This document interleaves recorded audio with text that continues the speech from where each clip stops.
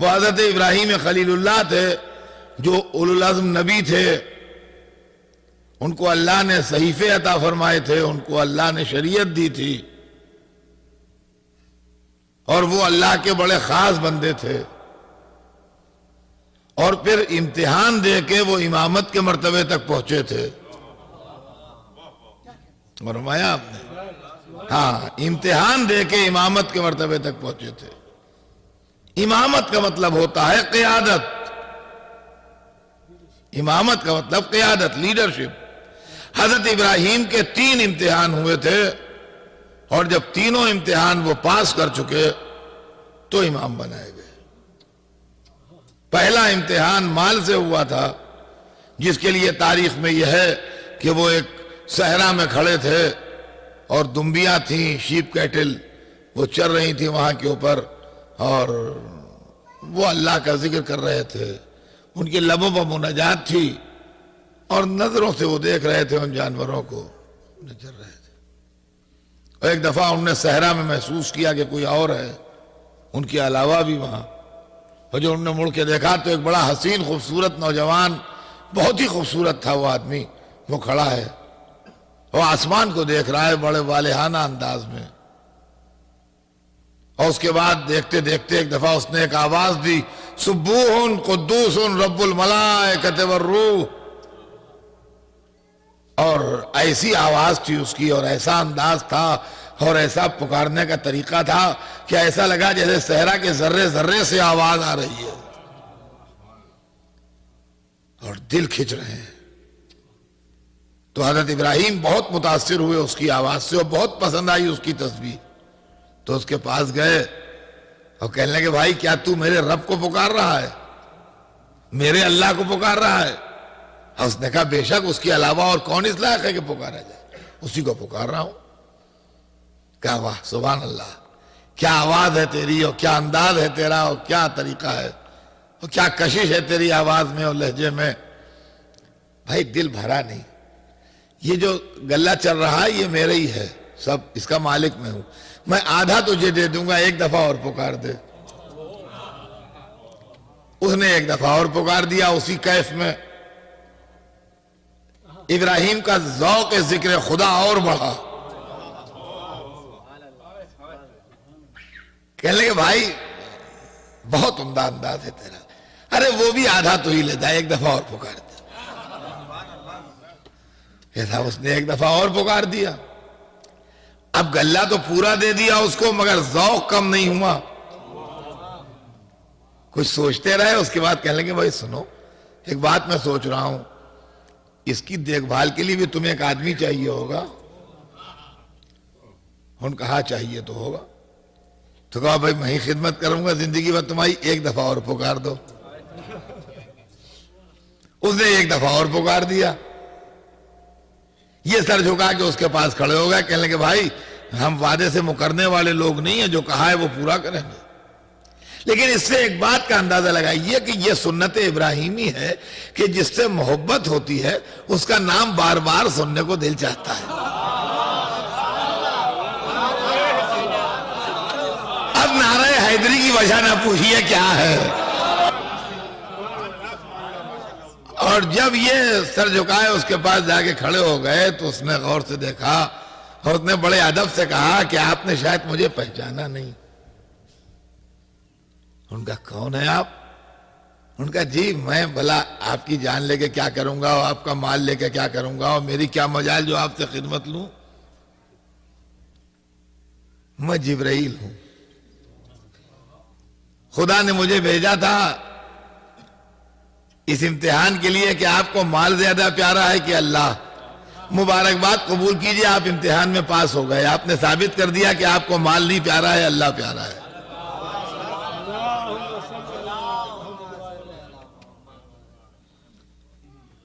آپ کامیاب ہو گئے امتحان میں۔ یہ کہتے کہتے ذرا پلک جھپکی یا کسی نے مڑ کے دیکھا، اب جو دیکھا تو نہ وہ آدمی تھا نہ کوئی تھا، وہی صحرا ہے، وہی آواز ہے ہوا کی، وہی دمبیاں چل رہی ہیں، وہی منظر ہے جو تھا، وہ آدمی غائب ہو گیا۔ یہ پہلا امتحان تھا۔ دوسرا امتحان سنیے گا ذرا، دوسرا امتحان جان سے ہوا، اس لیے کہ مال سے زیادہ آدمی کو جان پیاری ہوتی ہے. جب جان پر بن جاتی ہے تو مال آدمی خرچ کر ڈالتا ہے. یہی جناب ابراہیم آگ میں ڈالے جا رہے ہیں گھما کے، اور وہاں دہک رہا ہے مصنوعی جہنم، اور منظر ایسا ہے کہ فرشتوں میں بھی اضطراب ہے، ملائکہ میں بھی اضطراب کی لہریں دوڑ رہی ہیں، اور فرشتے سوال کر رہے ہیں معبود کیا تیرا عبادت کرنے والا آج جل جائے گا؟ اور جبرائیل اجازت لے کے چلے ہیں وہاں سے، اور یہاں آن کے ملے ہیں ان سے جب یہ منجنیق سے نکل کے آگ میں جا رہے ہیں، اور پوچھ رہے ہیں نبی خدا کوئی حاجت؟ اور مشکل یہ ہے کہ موقع ہے، وقت ہے کم، سچویشن ہے بڑی عجیب، اور جواب نہ یس صحیح ہے نہ نو صحیح ہے. جی یوں ہی خلیل اللہ تھوڑی بن جاتا ہے آدمی.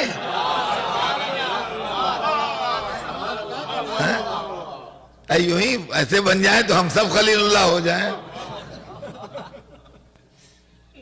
جی ہاں، آگ میں ڈالا جا رہا ہے، ہاتھ پاؤں بندھے ہوئے ہیں، وہاں جہنم دہک رہا ہے، اور جبرائیل پوچھ رہے ہیں کوئی ضرورت ہے؟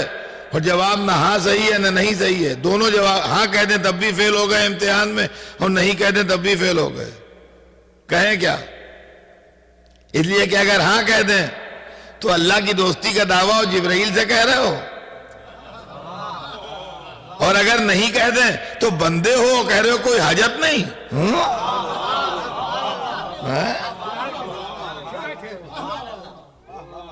مگر کیا کہنا ابراہیم خلیل اللہ، عجیب جواب دیا، دونوں طرف سے بچا لیا. کہہ کہ تم سے نہیں،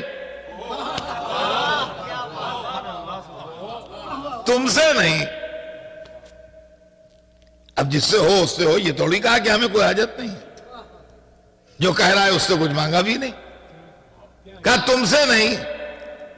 وہ ادھر جبرائیل نے سے کہا انہوں نے کہ تم سے نہیں، ادھر جس نے آگ بنائی تھی اس نے گرمی ہٹا لی اس سے. یا نار کونی بردن و سلام علی ابراہیم، اے آگ ٹھنڈی ہو جا اور ابراہیم کی سلامتی کا خیال رہے. یہ وہ سلامن علی ابراہیم تو شکاگو میں سمجھ میں آتا ہے اور دنیا میں سمجھ میں نہیں آئے گا.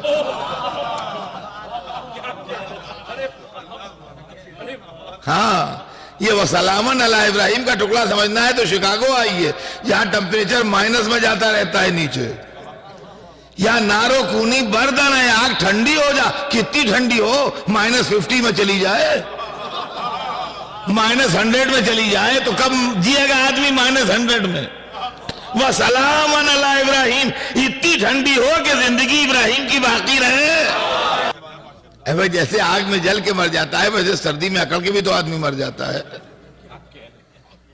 -50 میں کسی کو ڈال دیجئے، زیادہ دیر میں سب جب جمع کے قصہ ختم ہو جائے گا اس کا، کہاں زندہ رہے گا؟ تو ٹھنڈک تو ہے مگر اتنی ٹھنڈک ہے کہ ٹھنڈک نے مار ڈالا. تو برت مانے عربی میں آپ دیکھیے خون کی ٹھنڈک کے ہیں. یا نارو کونی بردن، آگ ٹھنڈی ہو جا. سلام علی ابراہیم، ابراہیم کی سلامتی رہے. خیر دوسرے امتحان میں بھی پاس ہو گئے تو اب ثابت ہوا کہ نہ مال پیارا ہے نہ جان پیاری ہے.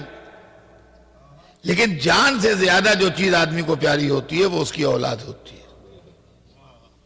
جان سے زیادہ اگر کوئی چیز پیاری ہوتی ہے آدمی کو تو وہ اولاد ہے. کہ اگر باپ بیٹے ساتھ جا رہے ہیں، وہ آدمی رائفل لے کے آ جائے اور کہے بھائی ایک کو مار ڈالوں گا ایک کو جانے دوں گا، تو باپ فوراً سامنے آ جائے گا بھائی مجھے مار ڈالو، اس سے کیا تعلق ہے؟ وہ لڑکے سے کہے گا تم جاؤ ہم ان سے نپٹ رہے ہیں. تو جان سے زیادہ جو چیز پیاری ہے وہ اولاد ہے. اب یہ تیسرا امتحان تو جو تھا جناب ابراہیم کا، جس میں بڈھے باپ کو یہ آرڈر ملا تھا کہ جوان بیٹے کو چھری کے نیچے رکھ دے. تو آپ کبھی اپنے دل میں سوچئے یہ مذہب کے چکر کیا ہیں؟ یہ جس خدا کو ہم قرآن میں پڑھتے ہیں بسم اللہ الرحمن الرحیم، اس اللہ کے نام سے شروع کرتا ہوں جو رحمان اور رحیم ہے، کیا مزاج رحمانیت اور رحیمیت سے یہ بات میل کھاتی ہے کہ بڈھے باپ کو مجبور کیا جائے کہ جوان بیٹے کو اپنے ہاتھ سے ذبح کرے؟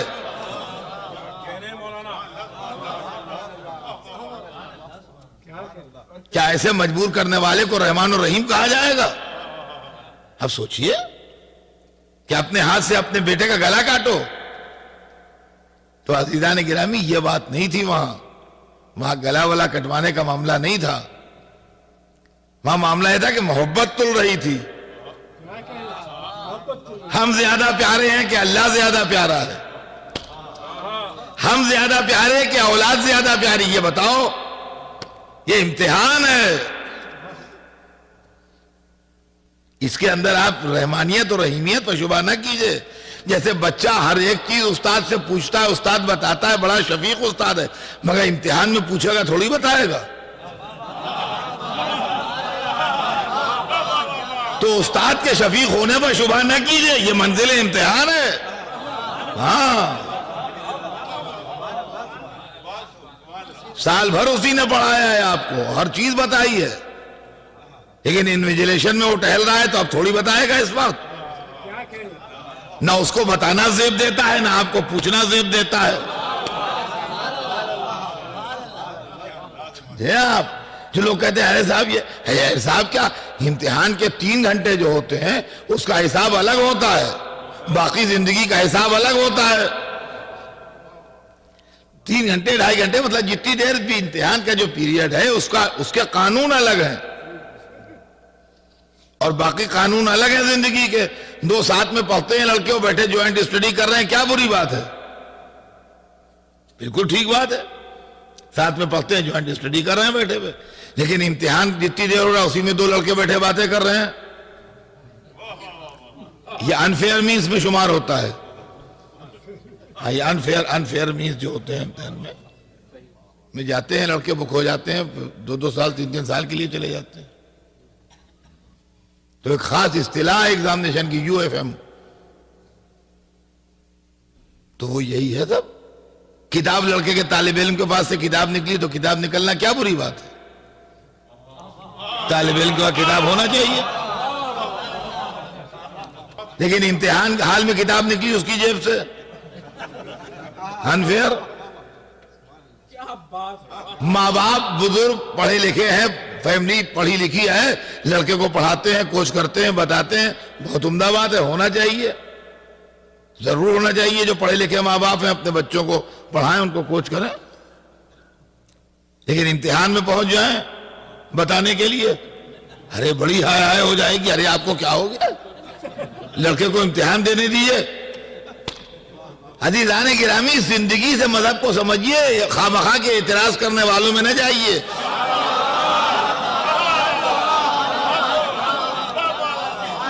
آج بعض ظالم لوگ سوال کرتے ہیں، ارے کیا یہ علی علی پکارتے ہو؟ کربلا والوں نے یہ علی نہیں کہا ہوگا، وہاں تو علی آئے نہیں، تمہاری مدد کو کیا آئیں گے؟ ہمیں تم کربلا کو سمجھے نہیں. کربلا میں حسین منزل امتحان سے گزر رہے تھے، نہ ان کو زیب دیتا تھا پکارے، نہ ان کو زیب دیتا تھا آئے.